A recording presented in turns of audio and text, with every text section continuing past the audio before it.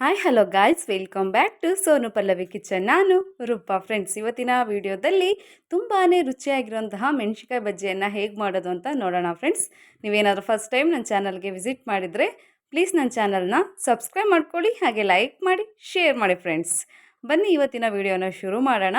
ನೀವು ಮನೆಯಲ್ಲಿ ತುಂಬ ಸಲ ರೆಡಿ ಮಾಡಿರ್ತೀರಾ, ಆದರೆ ಈ ರೀತಿ ಒಂದು ಸಲ ಡಿಫ್ರೆಂಟಾಗಿ ಮಾಡಿ ಫ್ರೆಂಡ್ಸ್. ಮನೆಯಲ್ಲಿ ಪ್ರತಿಯೊಬ್ಬರು ಕೂಡ ತುಂಬಾ ಇಷ್ಟಪಟ್ಟು ತಿಂತಾರೆ.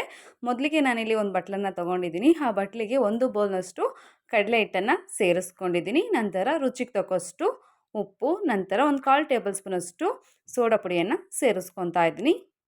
ನಂತರ ಸ್ವಲ್ಪ ಅಜ್ವೈನನ್ನು ಈ ರೀತಿ ಕೈಯಲ್ಲಿ ಸ್ಮಾಶ್ ಮಾಡಿ ಸೇರಿಸ್ಕೋಬೇಕಾಗುತ್ತೆ. ನಂತರ ಸ್ವಲ್ಪನೇ ನೀರನ್ನು ಸೇರಿಸ್ಕೊಂಡು ನಾವು ಹಿಟ್ಟನ್ನು ರೆಡಿ ಮಾಡ್ಕೋಬೇಕಾಗುತ್ತೆ. ಹಿಟ್ಟನ್ನು ತುಂಬ ತೆಳುವಾಗಿ ಹಾಗೆ ಗಟ್ಟಿಯಾಗೂ ಕೂಡ ಕಲಿಸ್ಕೋಬಾರ್ದು, ಮೀಡಿಯಮ್ ಆಗಿ ಕಲಿಸ್ಕೊಂಡ್ರೆ ಸಾಕು. ಫ್ರೆಂಡ್ಸ್, ಹಾಗೆ ನಾನು ಆಲ್ರೆಡಿ ಮೊಟ್ಟೆ ಕಬಾಬನ್ನು ಹೇಗೆ ಮಾಡೋದು ಅಂತ ವಿಡಿಯೋ ಅಪ್ಲೋಡ್ ಮಾಡಿದ್ದೀನಿ. ಎಲ್ಲರೂ ಕೂಡ ತುಂಬಾ ಇಷ್ಟಪಟ್ಟಿದ್ದೀರಾ. ನೀವು ಇನ್ನೂ ನೋಡಿಲ್ಲ ಅಂದರೆ ಡಿಸ್ಕ್ರಿಪ್ಷನ್ ಬಾಕ್ಸಲ್ಲಿ ಲಿಂಕನ್ನು ಕೊಟ್ಟಿರ್ತೀನಿ, ಖಂಡಿತ ಒಂದ್ಸಲ ಚೆಕ್ ಮಾಡ್ಕೊಳ್ಳಿ. ಇಷ್ಟ ಆದರೆ ನನ್ನ ಚಾನಲ್ಗೆ ಸಬ್ಸ್ಕ್ರೈಬ್ ಆಗೋದನ್ನು ಮರಿಬೇಡಿ. ಫ್ರೆಂಡ್ಸ್, ಹಾಗೆ ಎಲ್ಲರೂ ವಿಡಿಯೋನ ನೋಡ್ತಾ ಇದ್ದೀರಾ, ಆದರೆ ಸಬ್ಸ್ಕ್ರೈಬ್ ಆಗೋದನ್ನು ಮರಿತಿದ್ದೀರಾ. ದಯವಿಟ್ಟು ವಿಡಿಯೋ ನೋಡೋ ಪ್ರತಿಯೊಬ್ಬರು ಕೂಡ ನನ್ನ ಚಾನಲ್ನ ಸಬ್ಸ್ಕ್ರೈಬ್ ಮಾಡ್ಕೊಳ್ಳಿ ಫ್ರೆಂಡ್ಸ್. ಅದರಿಂದ ನನ್ನ ಚಾನಲ್ ಬೆಳೀಲಿಕ್ಕೆ ತುಂಬಾ ಸಹಾಯ ಆಗುತ್ತೆ. ನೋಡಿ, ಈ ರೀತಿಯಲ್ಲಿ ಹಿಟ್ಟನ್ನು ರೆಡಿ ಮಾಡಿಕೊಂಡ್ರೆ ಸಾಕು. ಹಾಗೆ ನಾನು ಪಕ್ಕದಲ್ಲಿ ಎಣ್ಣೆನ ಬಿಸಿ ಮಾಡಲಿಕ್ಕೆ ಎತ್ತಿಟ್ಕೊಂಡಿದ್ದೀನಿ. ನಂತರ ನಾನಿಲ್ಲಿ ಮೆಣಸಿನ್ಕಾಯಿನ ನೋಡಿ ಈ ರೀತಿ ಕಟ್ ಮಾಡಿಬಿಟ್ಟು ಎತ್ತಿಟ್ಕೊಂಡಿದ್ದೀನಿ. ಚೆನ್ನಾಗಿ ತೊಳೆದ್ಬಿಟ್ಟು ಮುಂದೆ ಏನು ತುದಿ ಇದೆಯಲ್ಲೋ ಅದನ್ನು ಕಟ್ ಮಾಡಿ ಎತ್ತಿಟ್ಕೊಂಡಿದ್ದೀನಿ. ನಾವು ಹಿಟ್ಟಲ್ಲಿ ಡಿಪ್ ಮಾಡಿ ಹಾಕಲಿಕ್ಕೆ ಈಸಿ ಆಗುತ್ತೆ.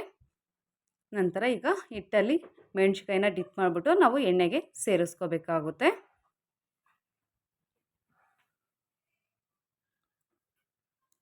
ತುಂಬಾ ಈಸಿಯಾಗಿ ಮಾಡ್ಬೋದು. ಸಂಜೆ ಹೊತ್ತು ಟೀ ಅಥವಾ ಕಾಫಿ ಜೊತೆ ತಿಂತಾಯಿದ್ರೆ ಮೆಣಸಿನ್ಕಾಯಿ ಬಜ್ಜಿ ಇನ್ನೂ ಸ್ವಲ್ಪ ತಿನ್ನೋಣ ಅನಿಸುತ್ತೆ. ಈ ರೀತಿ ಒಂದು ಸಲ ಮನೆಯಲ್ಲಿ ಟ್ರೈ ಮಾಡಿ ಫ್ರೆಂಡ್ಸ್. ಹಾಗೆ ನಾನು ಹೆಸರು ಕಾಳು ಬಸರನ್ನು ಹೇಗೆ ಮಾಡೋದು ಅಂತ ವಿಡಿಯೋ ಅಪ್ಲೋಡ್ ಮಾಡಿದ್ದೀನಿ. ನೀವು ಇನ್ನೂ ನೋಡಿಲ್ಲ ಅಂದರೆ ಡಿಸ್ಕ್ರಿಪ್ಷನ್ ಬಾಕ್ಸಲ್ಲಿ ಲಿಂಕನ್ನು ಕೊಟ್ಟಿರ್ತೀನಿ ಫ್ರೆಂಡ್ಸ್, ಒಂದು ಸಲ ಚೆಕ್ ಮಾಡ್ಕೊಳ್ಳಿ. ನೋಡಿ, ಈ ರೀತಿ ಹಿಟ್ಟಲ್ಲಿ ಮೆಣಸಿನ್ಕಾಯಿನ ಡಿಪ್ ಮಾಡಿ ಒಂದೊಂದಾಗಿಯೇ ನಾನು ಎಣ್ಣೆಗೆ ಸೇರಿಸ್ಕೊತಾ ಇದ್ದೀನಿ. ಎಣ್ಣೆನ ಮೀಡಿಯಮ್ ಫ್ಲೇಮಲ್ಲಿ ಇಟ್ಕೊಂಡ್ರೆ ನಾವು ಮೆಣಸಿನ್ಕಾಯಿ ಬಜ್ಜಿಯನ್ನು ಫ್ರೈ ಮಾಡ್ಕೋಬೇಕಾಗುತ್ತೆ. ಐ ಫ್ಲೇಮಲ್ಲಿ ಇಟ್ಕೊಂಡ್ರೆ ಹೊರಗಡೆ ಮಾತ್ರ ಬೆಂದಿರುತ್ತೆ, ಒಳಗಡೆ ಬೆಂದಿರೋದಿಲ್ಲ. ಹಾಗಾಗಿ ಮೀಡಿಯಮ್ ಫ್ಲೇಮಲ್ಲಿ ಇಟ್ಕೊಂಡು ನಾವು ಫ್ರೈ ಮಾಡ್ಕೋಬೇಕಾಗುತ್ತೆ. ನೋಡ್ಬೋದು, 2 ಕಡೆ ಟರ್ನ್ ಮಾಡಿ ನಾನಿಲ್ಲಿ ಬೇಯಿಸ್ಕೊತಾ ಇದ್ದೀನಿ. ಮೆಣಸಿನ್ಕಾಯಿ ಬಜ್ಜಿ ಕಲರು ಸ್ವಲ್ಪ ಚೇಂಜ್ ಆಗಬೇಕು, ಅಲ್ಲಿವರೆಗೂ ಕೂಡ ಫ್ರೈ ಮಾಡ್ಕೊಳ್ಳೋಣ.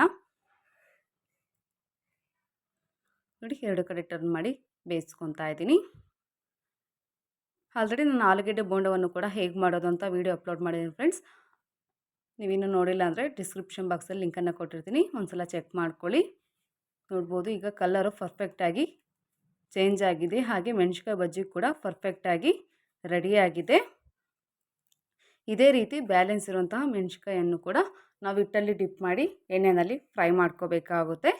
ಈಗ ರುಚಿಯಾದಂತಹ ಮೆಣಸಿನ್ಕಾಯಿ ಬಜ್ಜಿ ರೆಡಿಯಾಗಿದೆ. ಮನೆಯಲ್ಲಿ ಈ ರೀತಿ ಮಾಡಿಕೊಟ್ರೆ ಮನೆಯಲ್ಲಿ ಪ್ರತಿಯೊಬ್ಬರು ಕೂಡ ತುಂಬಾ ಇಷ್ಟಪಟ್ಟು ತಿಂತಾರೆ. ಹಾಗೆ ಮಕ್ಕಳು ಕೂಡ ತುಂಬಾ ಇಷ್ಟಪಟ್ಟು ತಿಂತಾರೆ. ನೋಡಿ, ರುಚಿಯಾದಂತಹ ಮೆಣಸಿನ್ಕಾಯಿ ಬಜ್ಜಿ ರೆಡಿಯಾಗಿದೆ. ಈಗ ರೆಡಿಯಾಗಿರುವಂತಹ ಮೆಣಸಿನ್ಕಾಯಿ ಬಜ್ಜಿಯನ್ನು ನಾನಿಲ್ಲಿ ಒಂದು ಪ್ಲೇಟಿಗೆ ಹಾಕಿದ್ದೀನಿ. ನೋಡಿದ್ರಲ್ಲ ಫ್ರೆಂಡ್ಸ್, ಎಷ್ಟು ಈಸಿಯಾಗಿ ಮೆಣಸಿನ್ಕಾಯಿ ಬಜ್ಜಿಯನ್ನು ಮಾಡೋದು ಅಂತ. ಇವತ್ತಿನ ವಿಡಿಯೋ ನಿಮಗೆ ಸ್ವಲ್ಪನಾದರೂ ಇಷ್ಟ ಆಗಿದ್ದರೆ ಪ್ಲೀಸ್ ನನ್ನ ಚಾನಲ್ನ ಸಬ್ಸ್ಕ್ರೈಬ್ ಮಾಡ್ಕೊಳ್ಳಿ, ಹಾಗೆ ಲೈಕ್ ಮಾಡಿ, ಶೇರ್ ಮಾಡಿ friends. Thank you for watching. ಯಾವಾಗಲೂ ಇದೇ ರೀತಿ ಸಪೋರ್ಟ್ ಮಾಡಿ.